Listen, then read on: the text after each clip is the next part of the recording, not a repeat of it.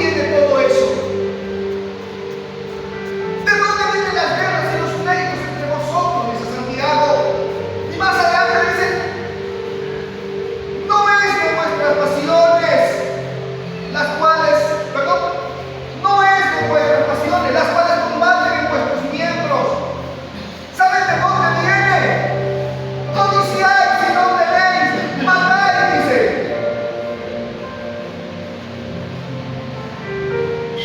Hermano, yo quiero hacer hincapié en esto.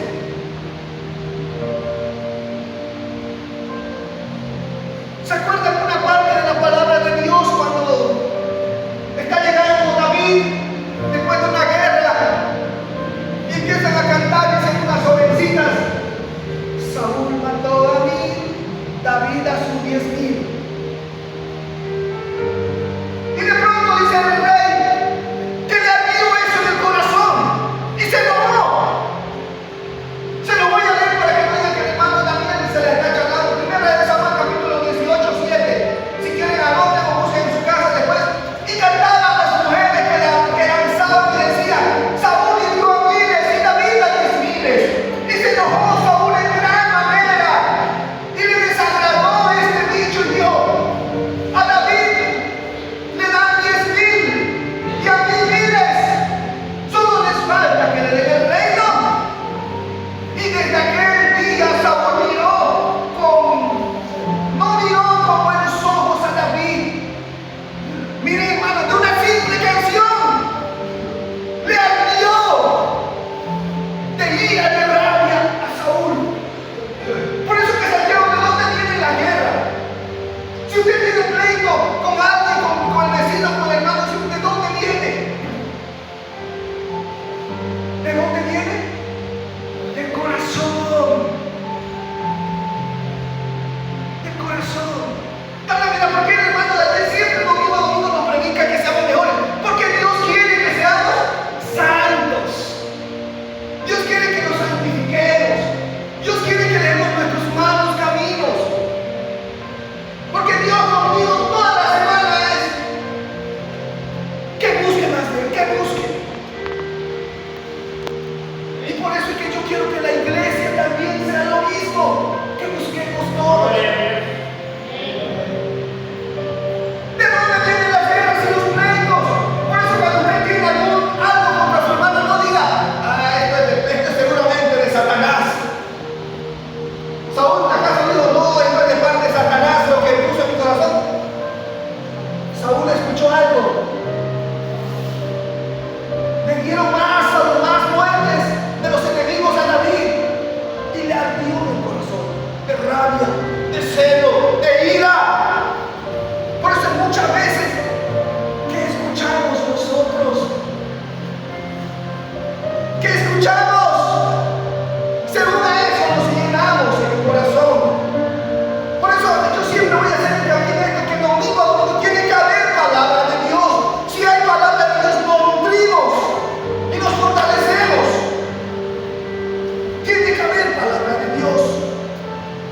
Y no solo eso, sino si miramos un poquito más adelante también. Yo siempre admiro mucho a David, porque es el único hombre que la Biblia narra del hombre conforme al corazón de Dios.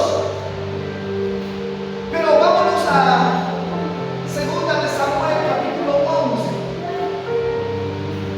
2 de Samuel, capítulo 11.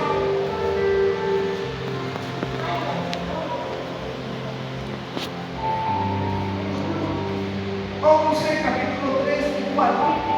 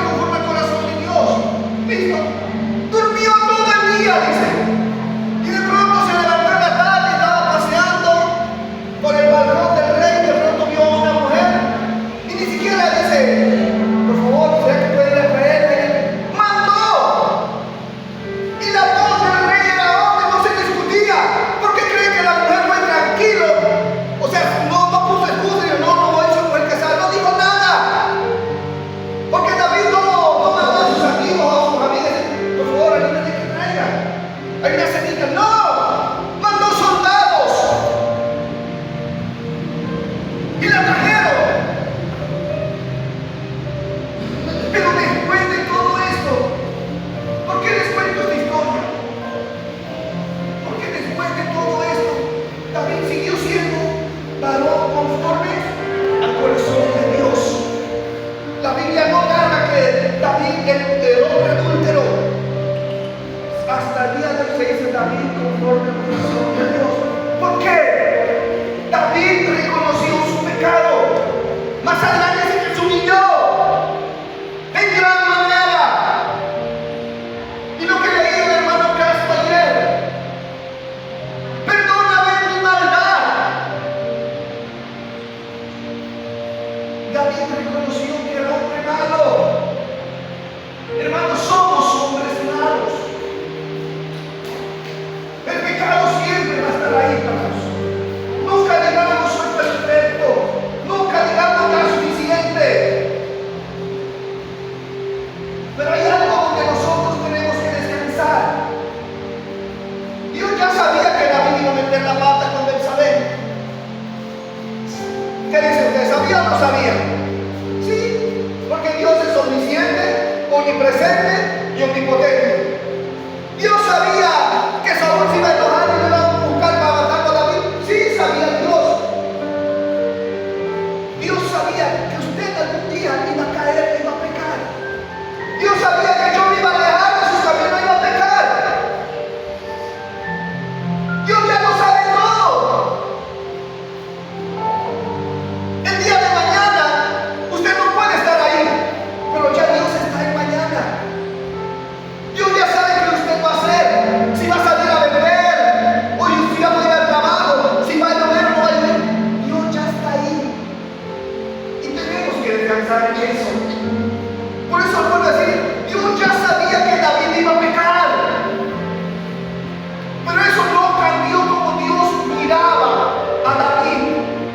David siguió siendo el hombre conforme al corazón de Dios. La mirada de Dios no cambia hacia nosotros. Seguimos siendo sus hijos. Pero hay algo que tenemos que realmente cambiar nosotros. Es reconocer nuestro pecado. Mira lo que dice en Proverbios 28:13. El que encubre su pecado no prosperará, mas el que lo confiesa y se aparta alcanzará misericordia.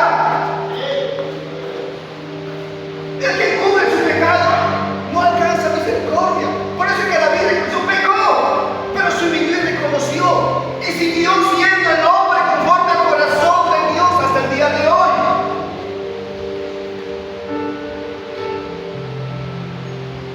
Por eso no encubramos nuestro pecado. No digamos, oh, Señor, no te fallé. Señor, si pequé, Padre, pequé porque he adulterado, he fornicado, o he hecho esto, o he mentido, o he robado. Las cosas por su nombre. David se sentía tan sucio y tan inmundo. Incluso le dijo todavía, está escrito en la Biblia: en pecado he sido concebido. Entendió que su maldad era tan grande porque he pecado contra el cielo y contra ti, dice la Biblia. Reconoció y entendió. Pero el amor de Dios es más grande. Jeremías 31:3. Jehová se manifestó a mí hace mucho tiempo, diciendo: con amor eterno te he amado. Hermano Ofelia, Dios te dice: con amor eterno te he amado. ¿Qué quiere decir eso? Dios nunca dejará de amarnos. Dios nunca, tú no le vas a decepcionar a Dios.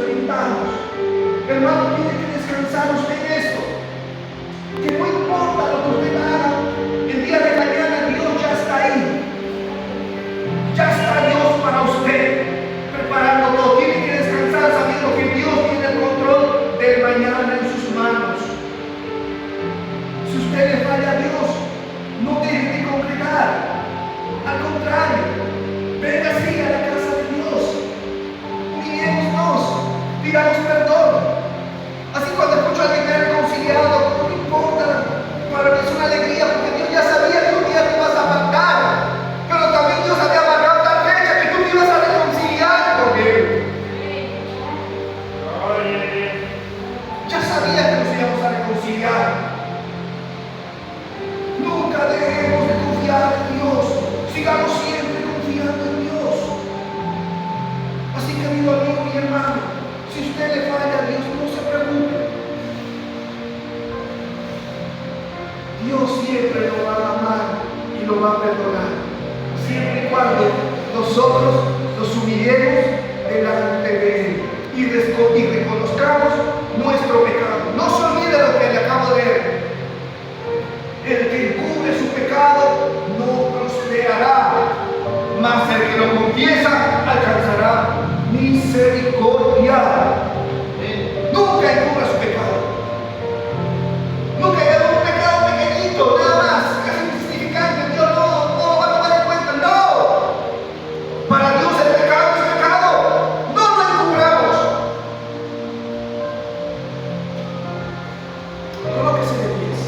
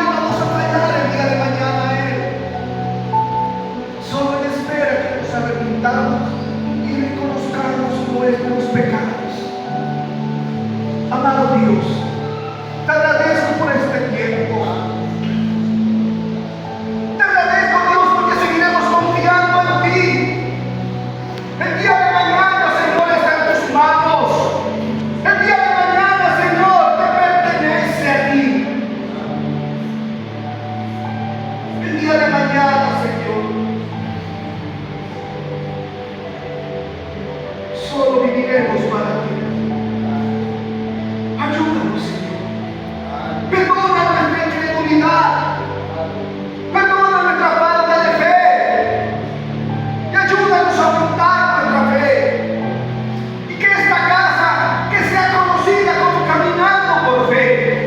Porque esta casa camina por fe hasta el día de hoy. Esta casa se construyó y se seguirá construyendo por fe. Porque tú eres el dueño, Señor. Permítenos ser buenos administradores hasta donde podamos, Dios. Buenos obreros, buenos trabajadores. Y descansamos, Señor, sabiendo que usted tiene el control de todo. Gracias, Espíritu Santo, te doy por mis hermanos. Gracias.